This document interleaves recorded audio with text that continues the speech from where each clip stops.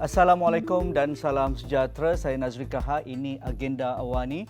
Isu Islamofobia dan apa juga istilah yang diguna pakai untuk melihat sesuatu perkara ataupun kaum etnik ataupun satu golongan dianggap ekstrim ataupun tidak sehaluan dengan kita, suatu yang perlu ditentang dan perlu ada cara penentangannya ataupun engagementnya kerana ia semakin menyubur dalam konteks negara bangsa. Dan apa yang berlaku di Sweden baru-baru ini, ia bukan kali pertama. Ia seolah-olah rentetan di negara-negara Eropah, malah di negara Skandinavia, kelompok ekstrim kanan ataupun ekstrim kiri menganggap golongan Islam, minoriti Islam di negara mereka membawa agenda keganasan dan tidak wajar diberi kebebasan ataupun kehendak mereka beragama. Dan ia menimbulkan kemarahan bukan hanya di kalangan umat Islam tetapi di kalangan mereka yang menentang hal-hal berkaitan penentangan rasisme, xenofobia ataupun ekstremis agama dan juga kaum. Jadi hari ini berlangsung satu persidangan antarabangsa berkaitan dengan Islamofobia di negara kita di Putrajaya baru-baru ini ataupun pagi tadi yang dirasmikan oleh Yang Amat Berhormat Perdana Menteri. Jadi sempena dengan itu kita akan membincangkan hal ini, bagaimana konsep Malaysia Madani mampu menangani cabaran Islamofobia. Jadi Fazril Saleh, Susah Agung ABIM bersama dengan saya pada melalui Google Meet. Assalamualaikum Fazril. Waalaikumsalam warahmatullahi. Salam sejahtera. Terima kasih Fazril. Ini perkara yang seringkali diangkat oleh ABIM dan menjadi suatu kekuatan ABIM melakukan dialog antara peradaban, dialog antara agama dan seumpamanya. Tetapi dalam konteks negara kita Malaysia yang plural, yang diverse ataupun kepelbagaian agama dan juga kaum, mengapa ini perlu menjadi suatu cabaran bagi Malaysia Madani di bawah pentadbiran Perdana Menteri ke-10? Pandangan Fazril. Baik, yang pertama saya harus tegaskan bahawa sebenarnya apa yang kita lalui hari ini adalah suatu fenomena yang bukan hanya dirasakan di Malaysia, tapi juga fenomena dunia. Dan itu kita lihat sebagaimana berlaku di belahan dunia lain seperti di barat ya, dan juga di bahagian timur. Malah di rantau kita pun. Walau bagaimanapun, saya harus tegaskan bahawa sebenarnya asal usul dan muasal kita ini di wilayah dan rantau Asia Tenggara adalah satu kawasan yang cukup kosmopolitan. Dan arti kata lain, sebenarnya kita memang sudah menerap dan menyerap ke dalam kepelbagaian sejak sekian lama. Persoalannya kenapa dalam suasana yang semakin moden, kita berdepan dengan permasalahan ini. Jadi, isu terkait dengan defisit kepercayaan, saya fikir ini adalah suatu asas besar yang harus kita tangani. Kita ada kepelbagaian yang kita hidup secara bersama, tapi kita saling tidak percaya satu dengan yang lain. Apa sebabnya? Saya nak tegaskan kalau kami dalam ABIM, kami meyakini bahawa setiap manusia yang lahir, yang duduk di depan kita bersama dengan kita ini punya kemuliaan. Jadi itu yang kita namakan sebagai karamah insaniah ataupun kemuliaan insan, the dignity of man. Ini asasnya. Jadi macam mana kita berinteraksi dengan yang lain, harus kita lihat orang lain juga ada kemuliaan semacam mana kita punya kemuliaan. Sama-sama kita adalah manusia dan kita adalah saudara dalam kemanusiaan. Tak kira apa pun latar belakang kita, apa saja kita punya anutan agama, apa saja ideologi politik kita, itu asasnya. Kemuliaan insan, saling menghormati. Dan ini ditegaskan juga dalam prinsip dan juga 6 rukun madani. Kemampanan, kesejahteraan, daya cipta, hormat, keyakinan dan juga ihsan. Ya, menarik Fazril. Kita menganggap Islamofobia adalah satu unsur anasir virus ataupun yang amat berbahaya. Apatah lagi kerencaman kita negara pelbagai kaum dan agama ini seringkali ia menjadi satu duri dalam daging. Kerana jika kita terlampau mengambil pendekatan undang-undang, ia seolah-olah ia menyekat kebebasan bersuara. Kalau kita hanya membiarkannya, seolah-olah kita membiarkan sesuatu yang akan menjadi barah ataupun menjadi kanser yang amat parah untuk kita ubati. Bagaimana pendekatan yang sesuai dalam konteks optik ataupun situasi di negara kita Malaysia, kalau kita rujuk di Malaysia dahulu, kerana ada pendekatan-pendekatan yang agak ekstrim berkaitan dengan bangsa, dengan agama ketika pilihan raya yang lepas melalui social media dan sebagainya. Begitu juga apabila kita melalui era pandemik, kita lihat satu persepsi xenofobia kepada kelompok asing ataupun imigran ataupun kelompok pelarian, seolah-olah kamu baliklah negara kamu kerana kami pun sedang sesak sekarang dengan isu pandemik, tak ada kerja, tak ada pendapatan dan sebagainya. Isu Rohingya, seolah-olah kita bermusim sampai kita nak hantar bantuan melalui flotilla ataupun macam-macam lagi lah. Tetapi bila mereka sampai ke Langkawi yang beramai-ramai melalui bot dan sebagainya, pulanglah, kamu tidak perlu dia ada di sini. Jadi ini suatu yang amat mendukacitakan kita, sedangkan kita sudah mencapai kemerdekaan amat lama dan kita sentiasa berada di barisan hadapan mempopularkan konsep dialog ini, Fazril. Ya, asas yang saya sebutkan tadi, kemuliaan insan, karaman saniah, kacamata yang kita pakai dalam kita melihat manusia yang lain ataupun orang yang lain itu harus dilihat dengan kacamata bahawa mereka ada sesuatu yang berharga pada diri mereka. Nyawa mereka berharga. Mereka mulia sebagaimana kita ingin dimuliakan. Bagaimana kita ingin dihormati, bagaimana kita ingin dilayani. Begitu juga orang yang lain. Uh, Dalam konteks ini, saya tak nafikan peranan dialog itu penting. Tapi tidak semata-mata dialog itu akan muncul dengan hanya cakap-cakap. Tapi bagaimana dialog itu diletakkan terasnya pada prinsip berkenal-kenal. Ya. Jadi itu yang diajarkan kalau dalam agama Islam itu yang diajarkan kita. Manusia ini diciptakan dengan kepelbagaian, pelbagai suku, pelbagai latar belakangnya, pelbagai kaum. Jadi hasratnya adalah Allah ciptakan, Tuhan ciptakan kita untuk saling berkenal-kenal satu dengan yang lain. Dan daripada berkenal, itu kita saling berinteraksi dan saling memanfaatkan. Jadi prinsip dialog itu harus difahami bukan semata-mata cakap saja, tapi dia juga akan berkembang menjadi suatu elemen yang lebih lagi. Kita kenal, ya, kita saling engage dengan izin, ya, berinteraksi, engage, kita saling berkenal. Kemudian sampai kita memahami satu dengan yang lain. Ya, kemudian kita saling membantu. Tambah pula bila kita ada suatu kesamaan dalam konteks kepunyaan, kesaling punyaan begitu, ya. Sense of belonging yang sama, sebagai contoh kita dalam negara yang sama ataupun kita dalam konteks dunia yang global yang memerlukan kita saling membantu dengan yang lain. Jadi saya boleh sebutkan untuk itu dalam konteks dialog ada 3 elemen ataupun 3 sisi, dimensi yang nak saya sentuh. Pertama adalah bagaimana dialog itu bermula dengan reseptif, dengan rasa penerimaan. So kita boleh terima dan juga boleh bersedia untuk tidak bersetuju dengan yang lain. Itu yang pertama. Daripada situ kita tidak akan mudah untuk melabel, tidak akan mudah untuk kita mengata orang ini begitu dan orang ini begini. Kita melabelkannya. Di sini akan menghalang kita daripada mempunyai sifat prejudis. Ya, kita ada prasangka. Istilah bahasa Melayu itu cukup cantik, ya. Prasangka.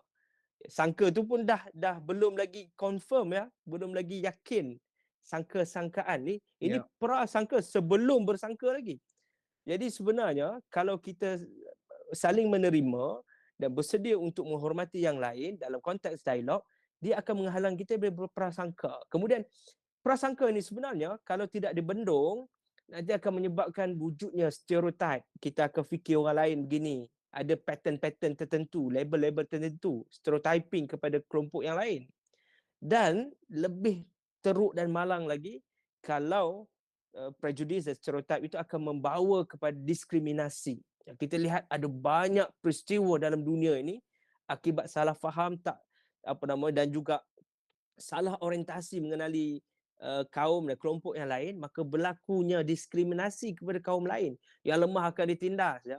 Berlakunya peperangan antara saudara pun. Kita lihat bagaimana banyak peristiwa-peristiwa di negara Afrika sebagai contoh, antara dua kelompok yang saling berjiran pun Tapi apabila berlakunya prasangka dan prejudis, akhirnya menyebabkan diskriminasi. Yang ketiga, saya nak sebutkan bahawa sebenarnya dialog adalah senjata paling ampuh untuk kita menangani apa saja yang kita sebutkan tadi, Islamofobia. Malah bukan Islamofobia sahaja, Ya. xenofobia. Apalagi jenis ketakutan yang ada yang sebenarnya menyebabkan kita menjadi orang yang tidak fitrah secara insan. Kita jadi orang yang tidak, hidup kita pun tak happy, tak seronok sebenarnya kalau kita terus menerus dengan sikap yang demikian. Ya, pengalaman Fazril dan Abim dalam menganjurkan lebih banyak dialog antara agama dan konsep kosmopolitan Islam dan seumpamanya. Apa pendekatan yang terbaik dalam acuan madani ini? Kerana kita tidak hanya berretorik, tetapi kita perlu reach out kelompok-kelompok yang sering berbeza pandangan tentang kami ini lebih super, ataupun kita mesti ada lebih banyak privilege kerana kita tuan kepada tanah air ini. Kamu kelompok imigran, kamu tidak ada hak yang banyak berbanding kami. Jadi ini perlu dilakukan dalam bentuk dialog, tradisi ilmu dan juga perbincangan ilmiah. Tetapi kita tahu kelompok-kelompok ini seringkali bertemu, tak ada masalah antara agama Sikh, agama Hindu, agama Buddha, ketua-ketua agama mungkin tak ada masalah. Tetapi pengikutnya seringkali menimbulkan masalah. Begitu juga dengan pimpinan politik. Mungkin pimpinan politik itu lebih besar jiwanya, tetapi seringkali juga ada juga di kalangan pimpinan politik yang celupar melontarkan perkataan-perkataan yang memang menggalakkan xenofobia, rasisme dan fasisme itu. Pandangan Fazril untuk lebih luas konteks tradisi ilmu, konteks dialog itu, dan ada kata pun dia punya pendekatan approach supaya ia bukan hanya dialog semata-mata lepas tu hilang semua semangat itu. Baik, sebagaimana disebut tadi, kita kalau kami dalam ABIM, kita cuba sebaik mungkin untuk jadi orang yang menerima yang lain juga. Walaupun sebenarnya sakit jadi orang yang duduk di middle ground dengan izin, duduk di tengah-tengah ni, Ya, ya. kan, yang ke Jadi punching bag kiri, ya. ya betul. Yang ekstrim kiri pun kata kita macam-macam ya. Yang Ya, ekstrim ya. kanan pun kata kita macam-macam. Tapi inilah dia harga yang harus dibayar untuk jadi jambatan. Kalau kita tak laksanakan perkara ni, saya ingat tak selesai masalah dalam dunia ni. Maka kita harus jadi dengan izin middle ground atau golongan pertengahan, wasati. Kerana itu dalam Quran Allah SWT menyebutkan bagaimana kaum muslimin, kaum yang terbaik itu menjadi syuhada 'alan nas. Jadi menjadi saksi kepada manusia. Golongan wasati atau golongan pertengahan ini sebenarnya golongan terbaik. Dia menjadi saksi kepada manusia lain bagaimana untuk menyelesaikan masalah, paling tidak tahu untuk bertindak agar masalah tidak lagi membarah. Kerana itu dalam konteks madani, sebagaimana yang dinyatakan oleh Perdana Menteri Malaysia, salah agendanya adalah untuk bagaimana dapat menyelesaikan masalah. Itu. Jadi harus fikir macam mana menyelesaikan masalah. Bukan fikir bagaimana menambahkan lagi masalah ya. Dalam masa yang sama, kita macam disebutkan tadi, kita dah beralih daripada faham tolerance atau toleransi. Selalu kita sebut ya, kita hidup dalam kepelbagaian, kita kena bertoleransi. Tapi bagi kami, toleransi itu boleh jadi kita tak suka tapi kita okeylah ya. Ya, Tak terima suka tapi sajalah. kita Ya. terima ajalah. Kita kena beralih, ini yang kami usahakan peringkat kami. Beralih daripada toleransi kepada hidup bersama dengan damai. Ya, hidup bersama. Jadi peaceful coexistence ya, macam mana kita hidup bersama dengan damai, saling memanfaatkan. Saya dan rakan-rakan di ABIM, kami punya tradisi yang tersendiri. Kami pun ada masing-masing ada kaum keturunan masing-masing dan agama yang kami anuti. Kami yakin dan juga kami taat dengan agama kami dan juga bangga dengan tradisi kebudayaan kaum keturunan kami. Tapi dalam masa yang sama, kami juga menghormati yang lain. Ya. Dan saling belajar. Kita rasa itulah dia kekayaan yang harus dimanfaatkan di bumi kita ni. Dan saya sebutkan tadi, cosmopolitan Islam yang kita cuba angkat itu bukan semata-mata bercakap tentang teori, tapi kami yakin rantau kita, khasnya Malaysia, adalah satu contoh yang memang betul-betul menunjukkan contoh kosmopolitan Islam. Betapa Islam itu datang dengan kosmos, dengan Islam sebagai suatu ajaran yang datang dengan damai, yang universal, yang datang dengan cara yang baik, yang boleh menyantuni dan saling berinteraksi, saling memanfaatkan dengan kebudayaan lain. Kita tahu sebelum Islam datang pun kita ada kebudayaan lain. Cosmopolitan Sanskrit sebagai contoh. Bagaimana Hindu-Buddha dan juga kebudayaan yang ada di sini berinteraksi dengan kelompok lain. Aspek geografi kita yang cukup strategik yang membantu ke arah itu. Kerana itu, kalau kita nak melihat jati diri masyarakat Malaysia, bangsa Malaysia, kalau dapat kita telusuri semula bagaimana nenek moyang kita dulu yang sebenarnya cukup cosmopolit, cukup bersifat saling berinteraksi satu dengan yang lain dan saling memperkaya. Jadi silakan anda punya budaya yang tersendiri, agama yang tersendiri, tapi berinteraksi dengan yang lain, kayakan budaya kita sebagai suatu komuniti Malaysia, bangsa Malaysia.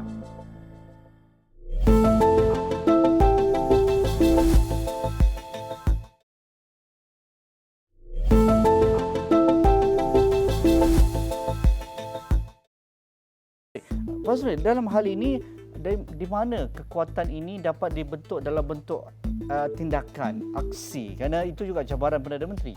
Jadi tidak boleh hanya berretorik, apatah lagi dengan usia kerajaan baru ini yang begitu dikatakan berbentuk kepelbagaian itu, kerajaan perpaduan, dan dilontarkan dengan konsep masyarakat madani, konsep yang bagus, tetapi ia mewarisi suatu tradisi yang pelbagai. Tradisi ini kadang-kadang menimbulkan kehebatan, tetapi lebih banyak perkara yang diwarisi menimbulkan masalah. Isu berkaitan dengan pendidikan, isu berkaitan dengan undang-undang yang lapuk, isu berkaitan dengan kita melahirkan tenaga insan yang perlu menjiwai apa yang kita katakan tadi, tetapi nampaknya kita terpaksa bekerja untuk memenuhi pasaran pekerjaan.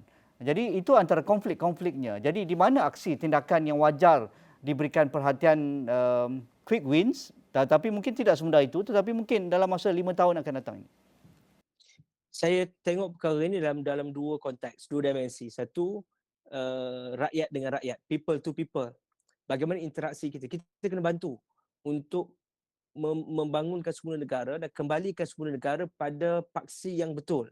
Jadi antara rakyat harus tidak termakan dengan apa yang berlaku khasnya dalam konteks politik. Politik ada motif yang tersendiri dan itulah politik yang kita kenal. Tapi kita harus tahu politik juga penting. Kalau tak ada politik, maka tak terbangun sistem negara kita ni sebagaimana yang kita amalkan sekarang. Sebab itu rakyat dengan rakyat saling kenal. Sekarang ini adalah masanya untuk engage, untuk kenal yang lain. Kalau kita tak cukup kenal, kita kena berkenalan, kena ada proses dialog, saling bertemu, bantu-membantu bersama-sama. Jadi maksudnya tidak hanya bercakap soal program bersama, tapi juga saling mengenal dalam aspek kehidupan masing-masing. Itu pertama. Yang kedua, bagaimana rakyat dan manfaat yang didapatkan daripada kerajaan. Kerajaan kena sediakan 3 perkara ini mesti settle dalam konteks perpaduan nasional dan menciptakan kohesi sosial. Pertama, kerajaan mesti selesaikan dalam konteks memberikan kesaksamaan kepada rakyat. Jadi basic rights itu mesti selesai. Equity, aspek equity mesti selesai. Setiap rakyat mempunyai keperluan. Bagi orang yang tertentu ada keperluan berdasarkan kemampuan, keadaan mereka, dan itu yang dilakukan oleh kerajaan. Subsidi bersasar yang ingin disasarkan, bagaimana orang yang lebih kaya memberikan bantuan kepada mereka yang lebih miskin dalam belanjawan baru-baru ini Perdana Menteri atau Menteri Kewangan memberikan suatu insentif kepada mereka yang KWSP tak cukup sekian-sekian jumlah, itu ditambah, ada tambahan RM500 ke dalam akaun mereka. Ini sebahagian daripada aspek yang mesti kita beri perhatian, aspek equity, kesaksamaan. Yang kedua, kerajaan kena bagi aspek equality, keadilan dalam mendapatkan akses kepada pekerjaan, akses kepada maklumat. Itu mesti mempunyai keadilan bagi semua kelompok rakyat yang ada, ya, tanpa ada yang tertinggal, ya. Jadi itu juga jadi tanggungjawab kerajaan. Yang ketiga adalah kerajaan harus memberikan manfaat dan konteks bagaimana membina kebersamaan. Jadi menangani ekstremisme, menangani rasisme, menangani Islamofobia, menangani xenofobia, ini adalah sebahagian daripada rancangan yang mesti kerajaan tangani. Aspek yang ketiga saya nak sebutkan bagaimana polisi dan dasar government, dasar kerajaan sedia ada. Cantik dah nampak gayanya dari segi falsafah dan juga konsep madani itu, kemampanan, kesejahteraan, daya cipta, hormat, keyakinan dan ihsan. Nak implementasi ini kena selesai dengan urus tadbir yang baik. Tak ada corruption, tak ada ketirisan, tidak bermewah-mewah, kerja kuat, ya, menunjukkan contoh yang baik kepada rakyat. Bagaimana jentera kerajaan memainkan peranan dengan penting. Tidak ada lagi kerana birokrasi. Kita pun tahu nak tunggu kadang lama berjam-jam tunggu di kaunter dan sebagainya. Kaunter ada 8 tapi buka 2 je. Contoh benda-benda begitu. Yang seharusnya tak patut lagi jadi karenah yang berlaku sekarang. Dalam masa yang sama juga kita nak delivery kepantasan, bagaimana juga kemakmuran ekonomi dapat dirasai. Aspek pendidikan tadi kita sebutkan, akses kepada pendidikan, tidak ada lagi sekolah daif yang saban tahun kalau sampai pilihan raya kita akan lihat gambar-gambar musuh-musuh politik akan lontarkan kepada parti-parti tertentu, ini masih lagi daif, lepas beberapa puluh tahun masih tak buat apa-apa. Perkara ini mesti selesai dalam tempoh masa pentadbiran yang ada agar negara kita dapat kembali kepada paksi dan landasan yang sepatutnya, dan Malaysia jadi lebih gagah dan kembali gagah. Dan akhir sekali, Fazrul rasakan perlu ada RUU undang-undang baru, akta anti kebencian ini, speech, hate speech? Dari satu sudut kita ada banyak sebenarnya aspek-aspek Instrumen instrumen undang-undang yang sudah sedia ada. pun sedia ada. Kalau kata nak minta tambah lagi, saya rasa tak perlu kita membuang masa, walaupun mungkin boleh difikirkan. Cuma yang lebih penting adalah aspek pendidikan. Yes, undang-undang ya, memang kita ada sedia ada undang-undang, pelbagai undang-undang. Malah kadang-kadang undang-undang itu disalah pakai pun untuk menekan kelompok tertentu yang tidak sealiran ataupun tidak satu angkatan khas dalam konteks ideologi politik. Kami rasa undang-undang ya, apa yang sedia ada silakan gunakan, sila manfaatkan, tapi pendidikan, kesedaran rakyat dan visibility. Kita cakap politik, kita ada trust deficit kepada orang politik. Kita juga dalam masa yang sama, bukan hanya orang politik, media main peranan. Media ni adalah makanan rakyat, ya. Kalau media mainkan isu dan juga memaparkan visibility banyak isu-isu yang sebenarnya isu sebahagian segelintir kelompok tapi dia jadi satu isu nasional, itu juga bermasalah. Bagaimana kita memaparkan dan juga meningkatkan visibility aspek-aspek positif, perpaduan, kesamarataan, kesaksamaan, ya. Bagaimana interaksi antara kepelbagaian yang ada di Malaysia ini, itu juga harus diberikan perhatian. Dan yang terakhir saya nak sebutkan bahawa sebenarnya kita mesti membina etos bangsa. Selagi kita tidak punya rutin yang dapat bersama-sama seluruh rakyat Malaysia dapat bersepakat atas rutin ini yang menjadi suatu budaya, menciptakan satu watak bangsa kita yang akhirnya kita banggakan. Itu tak mustahil. Paling tidak Malaysia dah capai banyak aspek yang lebih baik dalam konteks itu. Kita tengok negara-negara lain sebagai contoh, ya. Selalu orang sebut ini sinonim dengan Jepun barangkali. Kita tak nampak sampah di tepi jalan di Jepun. Ya. Kita tengok macam mana orangnya begitu berdisiplin. Contoh hari ini contoh. Dalam kalangan kita pun kita ada etos bangsa itu. Bagaimana kita sebenarnya menghormati orang-orang lebih tua daripada kita. Orang-orang Malaysia, nilai bangsa Malaysia yang mesti ditonjolkan.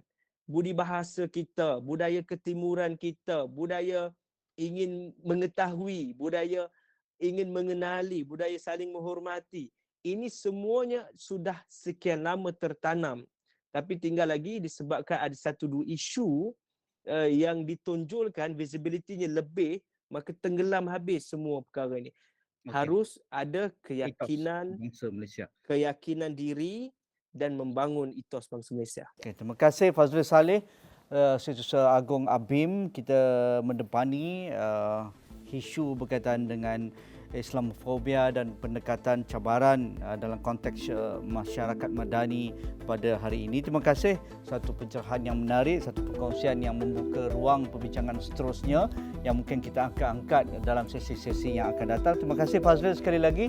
Itu sahaja bersama saya Nazri Kahar malam ini. Sekian, Assalamualaikum, kita jumpa lagi.